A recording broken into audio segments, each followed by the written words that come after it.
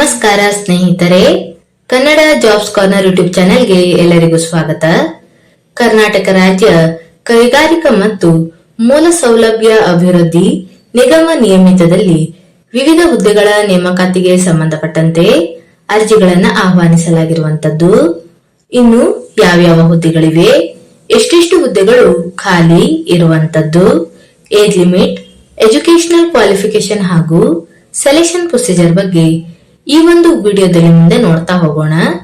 ನಮ್ಮ ಚಾನೆಲ್ ಅನ್ನ ಯಾರಾದ್ರೂ ಹೊಸದಾಗಿ ನೋಡ್ತಾ ಇದ್ರೆ ಸಬ್ಸ್ಕ್ರೈಬ್ ಮಾಡಿ ಹಾಗೂ ಪಕ್ಕದಲ್ಲೇ ಇರುವಂತಹ ಬೆಲ್ ಬಟನ್ ಅನ್ನು ಕ್ಲಿಕ್ ಮಾಡಿ.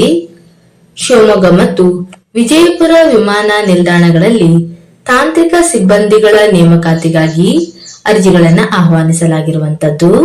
ಇನ್ನು ಯಾವ್ಯಾವ ಹುದ್ದೆಗಳಿವೆ ಅಂತ ನೋಡ್ತಾ ಹೋಗೋದಾದ್ರೆ, ಮೊದಲನೇದಾಗಿ ಶಿವಮೊಗ್ಗ ಏರ್ಪೋರ್ಟ್ ನಲ್ಲಿ ಖಾಲಿ ಇರುವಂತಹ ಹುದ್ದೆಗಳ ಬಗ್ಗೆ ನೋಡೋದಾದ್ರೆ, ಮೊದಲನೆಯದಾಗಿ ಏರ್ಪೋರ್ಟ್ ಡೈರೆಕ್ಟರ್ ಹುದ್ದೆಗಳು ಖಾಲಿ ಇರುವಂತದ್ದು.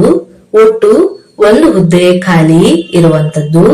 ಇನ್ನು ಎಜುಕೇಶನಲ್ ಕ್ವಾಲಿಫಿಕೇಶನ್ ಬಗ್ಗೆ ನೋಡ್ತಾ ಹೋಗೋದಾದ್ರೆ, ಬಿಸಿನೆಸ್, ಏವಿಯೇಷನ್ ಅಡ್ಮಿನಿಸ್ಟ್ರೇಷನ್ ಅಥವಾ ಇಂಜಿನಿಯರಿಂಗ್ ನಲ್ಲಿ ಪದವಿಯನ್ನು ಪಡೆದಿರುವಂತಹ ಅಭ್ಯರ್ಥಿಗಳು ಅರ್ಜಿಯನ್ನು ಸಲ್ಲಿಸಬಹುದಾಗಿರುವಂತದ್ದು.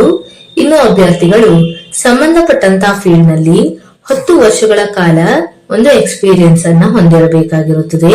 ಹಾಗೂ ಅಭ್ಯರ್ಥಿಗಳು ಲಘು ಹಾಗೂ ಭಾರಿ ವಾಹನ ಚಾಲನಾ ಪರವಾನಗಿಯನ್ನು ಸಹ ಹೊಂದಿರಬೇಕು. ಇನ್ನು ಪೈಲಟ್ ಪರವಾನಗಿಯನ್ನ ಹೊಂದಿರುವಂತಹ ಅಭ್ಯರ್ಥಿಗಳಿಗೆ ಹೆಚ್ಚಿನ ಒಂದು ಆದ್ಯತೆಯನ್ನು ನೀಡಲಾಗುವಂತದ್ದು. ಹಾಗೂ ಇದರ ಜೊತೆಗೆ ಕೆಳಕಂಡ ವಿಷಯಗಳಲ್ಲಿ ಪರಿಣಿತಿಯನ್ನ ಹೊಂದಿರಬೇಕು. ಮೊದಲನೆಯದಾಗಿ ಡಿಜಿಸಿಎ ಅನ್ವಯ ವಿಮಾನ ಸುರಕ್ಷತಾ ದಾಖಲಾತಿ ವ್ಯವಸ್ಥೆಯನ್ನ ಅನುಷ್ಠಾನಗೊಳಿಸುವುದು ಮತ್ತು ನಿರ್ವಹಣೆ ಮಾಡುವುದು. ಇನ್ನು ಎರಡನೇದಾಗಿ concept design, air side infrastructure, terminal systems, land side ಫೆಸಿಲಿಟಿಗಳಲ್ಲಿ ತಿಳುವಳಿಕೆಯನ್ನ ಹೊಂದಿರಬೇಕು. ಇನ್ನು ಮೂರನೇದಾಗಿ ಗ್ರೌಂಡ್ ಟ್ರಾನ್ಸ್ಪೋರ್ಟೇಷನ್, ಟರ್ಮಿನಲ್ ಮತ್ತು ಏರ್ ಸೈಡ್ ಆಪರೇಷನ್ಗಳ ಸಮೀಕರಣ. ಇನ್ನು ನಾಲ್ಕನೇದಾಗಿ ಏರೋಸ್ಪೇಸ್ ಡೊಮೈನ್ ನಲ್ಲಿ ಸಿಸ್ಟಮ್ ಸೇಫ್ಟಿ, ರಿಕ್ರೂಟ್ಮೆಂಟ್ ನ ಪರಿಶೀಲನೆ ಮತ್ತು ಅಭಿವೃದ್ಧಿ. ಇನ್ನು ಐದನೇದಾಗಿ ಏರ್ ಟ್ರಾಫಿಕ್ ಕಂಟ್ರೋಲ್ ಕಾರ್ಯವಿಧಾನದ ಕಾರ್ಯನಿರ್ವಹಣೆ. ಇನ್ನು ಆರನೇದಾಗಿ ಡಿಜಿಸಿಎ ಒಪ್ಪಿಗೆ ಪಡೆದ ನಂತರ ವಿಮಾನ ಮತ್ತು ವಿಮಾನ ನಿಲ್ದಾಣ ಕಾರ್ಯಾಚರಣೆ, ಕೈಪಿಡಿಗಳು, ಪರಿಷ್ಕರಣೆ, ತಿದ್ದುಪಡಿಗಳನ್ನ ಏಕೀಕರಣಗೊಳಿಸುವುದು. ಇನ್ನು ಈ ಒಂದು ಹುದ್ದೆಗಳಿಗೆ ಆಯ್ಕೆಯಾದಂತಹ ಅಭ್ಯರ್ಥಿಗಳಿಗೆ ಪ್ರತಿ ತಿಂಗಳು 1,25,000 ಸಹ ವೇತನವನ್ನ ನೀಡಲಾಗುವಂತದ್ದು. ಇನ್ನು ಏಜ್ ಲಿಮಿಟ್ ಬಗ್ಗೆ ನೋಡೋದಾದ್ರೆ, 35 ರಿಂದ 55 ವರ್ಷದ ಒಳಗಿನ ಎಲ್ಲಾ ಅಭ್ಯರ್ಥಿಗಳು ಅರ್ಜಿಯನ್ನು ಸಲ್ಲಿಸಬಹುದು. ಇನ್ನು ಎರಡನೇದಾಗಿ ಸಿವಿಲ್ ಎಂಜಿನಿಯರ್ ಹೆಡ್, ಈ ಒಂದು ಹುದ್ದೆಗಳ ಬಗ್ಗೆ ನೋಡೋದಾದ್ರೆ, ಒಟ್ಟು ಒಂದು ಹುದ್ದೆ ಖಾಲಿ ಇರುವಂತದ್ದು. ಸಿವಿಲ್ ನಲ್ಲಿ ಬಿಇ, ಎಂಇ ಹಾಗೂ ಎಂಟೆಕ್ ಅನ್ನ ಮಾಡಿರುವಂತಹ ಅಭ್ಯರ್ಥಿಗಳು ಅರ್ಜಿಯನ್ನು ಸಲ್ಲಿಸಬಹುದು. ಹಾಗೂ ಇದರ ಜೊತೆಗೆ ಸಂಬಂಧಪಟ್ಟಂತಹ ಫೀಲ್ಡ್ ನಲ್ಲಿ ಕನಿಷ್ಠ 10 ವರ್ಷಗಳ ಒಂದು ಎಕ್ಸ್ಪೀರಿಯನ್ಸ್ ಅನ್ನ ಹೊಂದಿರಬೇಕು. ಇನ್ನು ವೇತನ ಶ್ರೇಣಿಯ ಬಗ್ಗೆ ನೋಡೋದಾದ್ರೆ, ಈ ಹುದ್ದೆಗಳಿಗೆ ಆಯ್ಕೆಯಾದಂತಹ ಅಭ್ಯರ್ಥಿಗಳಿಗೆ ಪ್ರತಿ ತಿಂಗಳು 80,000 ಸಹ ವೇತನವನ್ನ ನೀಡಲಾಗುವಂತದ್ದು. ಇನ್ನು ಏಜ್ ಲಿಮಿಟ್ ಬಗ್ಗೆ ನೋಡೋದಾದ್ರೆ, 30 ರಿಂದ 62 ವಯಸ್ಸಿನ ಒಳಗಿನ ಎಲ್ಲಾ ಅಭ್ಯರ್ಥಿಗಳು ಅರ್ಜಿಯನ್ನು ಸಲ್ಲಿಸಬಹುದು. ಹೀಗೆಯೇ ಇನ್ನೂ ಹಲವು ಹುದ್ದೆಗಳು ಖಾಲಿ ಇರುವಂತದ್ದು. ಇನ್ನು ಈ ಹುದ್ದೆಗಳಿಗೆ ಸಂಬಂಧಪಟ್ಟಂತೆ ಎಜುಕೇಶನಲ್ ಕ್ವಾಲಿಫಿಕೇಶನ್, ಏಜ್ ಲಿಮಿಟ್ ಹಾಗೂ ವೇತನ ಶ್ರೇಣಿಯ ಬಗ್ಗೆ ಇಲ್ಲಿ ಮಾಹಿತಿಯನ್ನ ನೀಡಲಾಗಿದೆ. ಇನ್ನು ವಿಜಯಪುರ ವಿಮಾನ ನಿಲ್ದಾಣದಲ್ಲಿ ಖಾಲಿ ಇರುವಂತಹ ಹುದ್ದೆಗಳ ಬಗ್ಗೆ ನೋಡೋದಾದ್ರೆ, ಮೊದಲನೇದಾಗಿ ಇಲೆಕ್ಟ್ರಿಕಲ್ ಎಂಜಿನಿಯರ್ ಹೆಡ್, ಈ ಒಂದು ಹುದ್ದೆಗಳಿಗೆ ನೋಡೋದಾದ್ರೆ ಒಟ್ಟು ಒಂದು ಹುದ್ದೆ ಖಾಲಿ ಇರುವಂತದ್ದು. ಇನ್ನು ಇಲೆಕ್ಟ್ರಿಕಲ್ ನಲ್ಲಿ ಬಿಇ, ಎಂಇ ಹಾಗೂ ಎಂಟೆಕ್ ಅನ್ನ ಮಾಡಿರುವಂತಹ ಅಭ್ಯರ್ಥಿಗಳು ಅರ್ಜಿಯನ್ನು ಸಲ್ಲಿಸಬಹುದಾಗಿರುತ್ತದೆ. ಹಾಗೂ ಸಂಬಂಧಪಟ್ಟಂತಹ ಫೀಲ್ಡ್ ನಲ್ಲಿ ಕನಿಷ್ಠ 15 ವರ್ಷಗಳ ಒಂದು ಎಕ್ಸ್ಪೀರಿಯನ್ಸ್ ಅನ್ನ ಹೊಂದಿರಬೇಕು.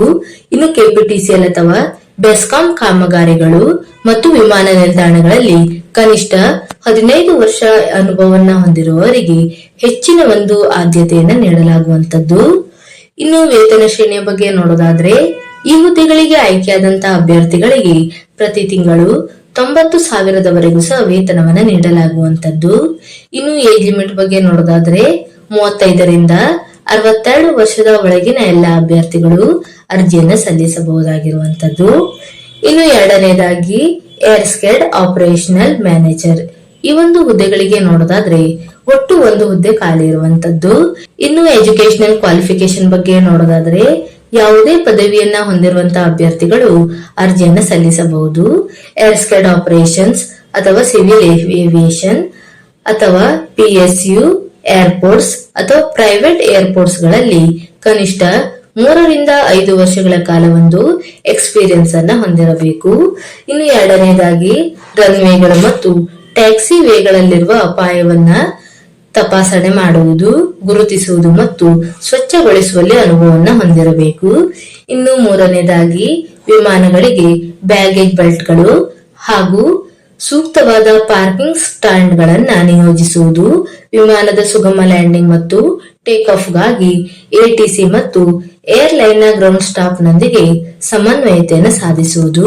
ಇನ್ನು ನಾಲ್ಕನೇದಾಗಿ ನಾಗರಿಕ ವಿಮಾನಯಾನ ನಿಯಮಗಳು ಮತ್ತು ಇತರೆ ಅನ್ವಯವಾಗುವ ಕಾನೂನುಗಳು ಮತ್ತು ನಿಬಂಧನೆಗಳು ಹಾಗೂ ಏರ್ ಸ್ಕೇಡ್ ಕಾರ್ಯಾಚರಣೆಗಳಿಗೆ ಅನ್ವಯವಾಗುವ ಇತರೆ ಕಾನೂನುಗಳು ಮತ್ತು ನಿಬಂಧನೆಗಳನ್ನ ಅನುಸರಣೆಯನ್ನು ಖಚಿತಪಡಿಸಿಕೊಳ್ಳುವುದು ಹಾಗೂ DGCA ನಿಯಮಗಳ ಕುರಿತಾದ ತಿಳುವಳಿಕೆಯನ್ನು ಹೊಂದಿರಬೇಕು.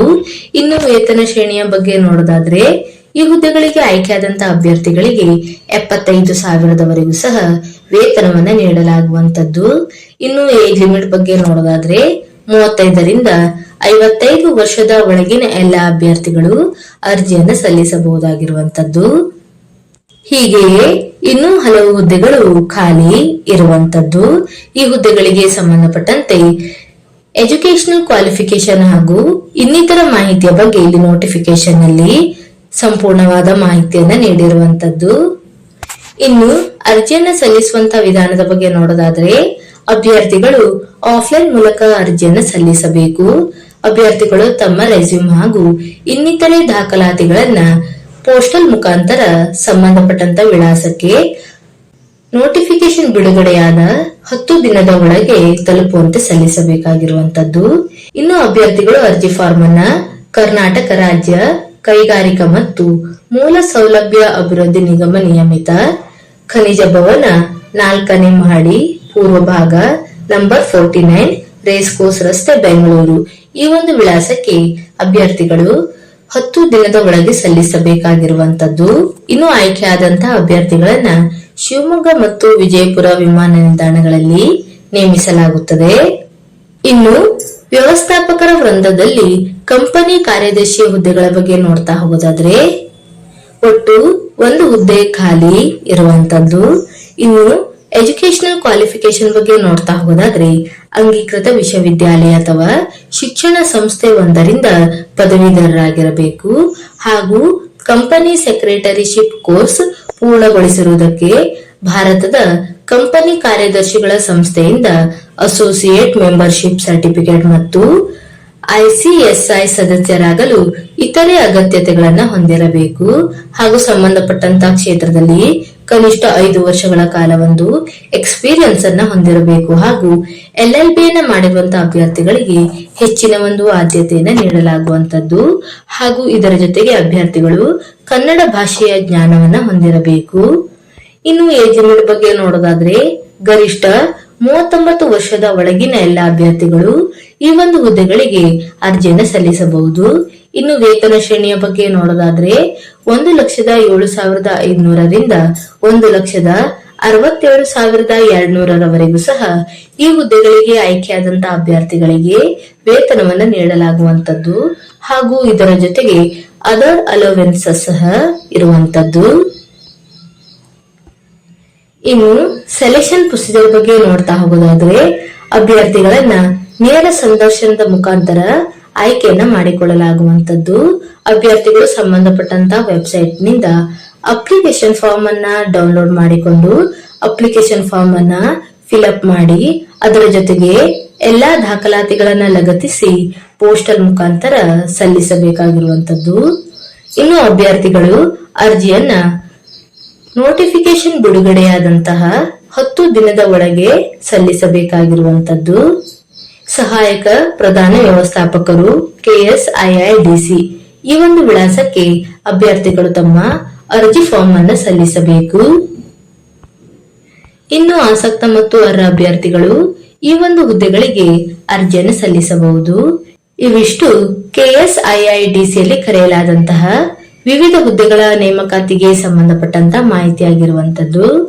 ಈ ಒಂದು ವಿಡಿಯೋ ನಿಮಗೆ ಇಷ್ಟವಾಗಿದ್ದಲ್ಲಿ ಒಂದು ಲೈಕ್ ಮಾಡಿ, ಶೇರ್ ಮಾಡಿ ಹಾಗೂ ಸಬ್ಸ್ಕ್ರೈಬ್ ಮಾಡಿ. ಜೊತೆಗೆ ಪಕ್ಕದಲ್ಲೇ ಇರುವಂತಹ ಬೆಲ್ ಬಟನ್ ಅನ್ನು ಕ್ಲಿಕ್ ಮಾಡಿ.